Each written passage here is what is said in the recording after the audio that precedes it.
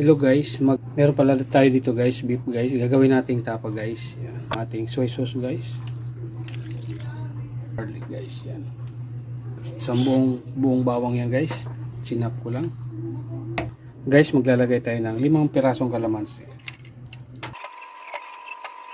Ayan guys, ang ating paminta guys. Crack lang guys yung ating nilagay. Bitsin. Konti lang. Guys, hinalo-halo ko lang to guys. Kahit mga 30 minutes guys, 20 minutes nakamarinate. Tingwok.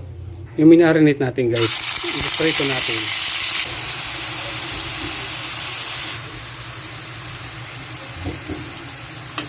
Yan, okay na yan guys. Palalambutin na lang natin yan guys. Tama natin.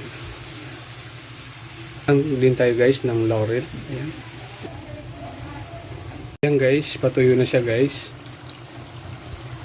Add tayo guys ng oyster sauce guys. Saka sukal guys, dagdag balance lang. Isang scoop lang guys. Guys, luto na yung ating tapa guys. Guys, sana nagustuhan nyo guys yung aking video guys. Follow naman guys at paki-like and share naman guys. Guys, yung aking tapa guys. Guys, hanggang dito lang muna to guys, yung aking video guys. Ayan. Yun lang guys.